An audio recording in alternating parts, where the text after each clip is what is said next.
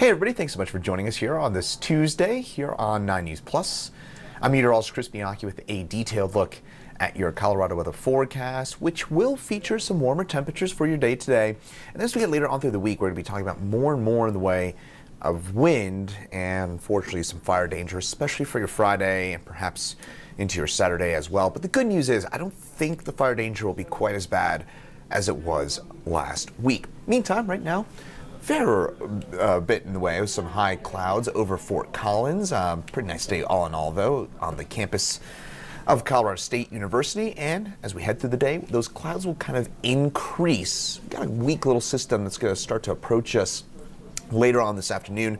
That will increase our cloud cover, but it'll also spike our temperatures. Winds coming more out of the south that will boost our temps into the 70s, maybe even a few low 80s in southeast Colorado.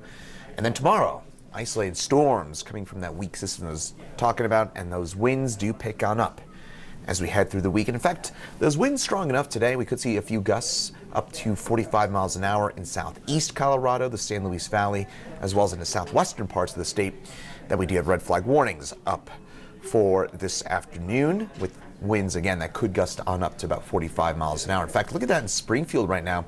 51 mile an hour wind gust as those winds continue to crank on up in that part of the state. And those winds will continue to be fairly strong as we head through the rest of the afternoon in southeast Colorado, but then they should die back down a little bit tonight before once again tomorrow could see some gusty winds moving through our region. Now, tomorrow afternoon, I think those winds will be a bit more widespread compared to today. I think the winds, generally speaking, in the Denver area today will be fairly light. Tomorrow, a bit windier here, probably more kind of breezy, somewhere in that weird territory between breezy and windy tomorrow here in Denver. But you'll probably notice the wind tomorrow, especially during the afternoon and early evening.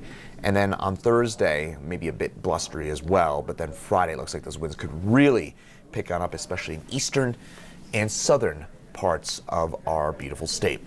Now today, again, this afternoon, some increasing clouds for us in the Denver area. Temperatures top down on out in the mid 70s for us.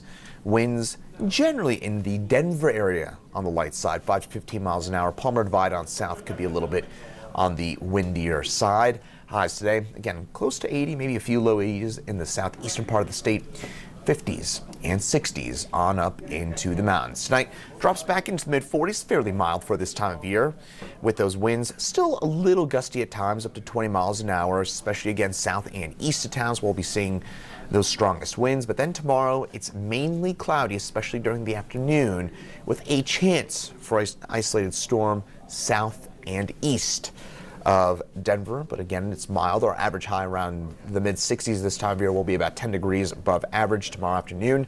That will set the stage, give us just enough energy for that potential for a few storms. Those highs tomorrow, 70s, 80s, eastern Colorado, 50s, 60s on up into the mountains. But I mentioned that chance for some storms, and we could even see an isolated severe storm or two from kind of La Junta on south and east. That's where we do have a level 2 risk, I should say level 1 risk on a 0 to 5 scale in terms of that possibility for severe storms. That does include places like Lamar, Springfield, and Kim. So for our friends out that way, just keep in mind, could see a severe storm tomorrow. Main threat, I think, tomorrow will be the possibility for some damaging winds, but I can't even rule out a larger hailstorm or two in that part of Colorado. But I think the main threat from tomorrow's storms will be wind.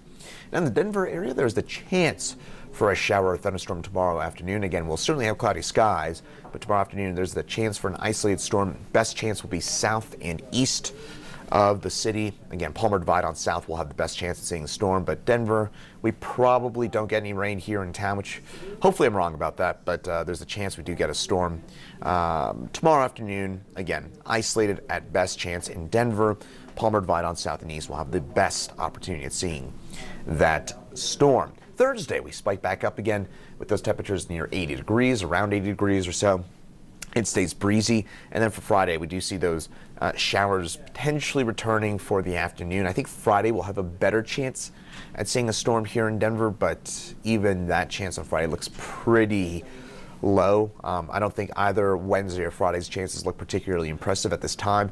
And unfortunately, what that means here, folks, is that we are going to close out the month of April, if we don't get rain in Denver on either Wednesday or on Friday, we will close the month of April with just 1/100th of an inch of total rain and snow. That would make it our driest April on record. And again, unfortunately, it looks like chances are that we're going to get that way. So again, I wish I had better news considering the prolonged dry stretch that we've been in.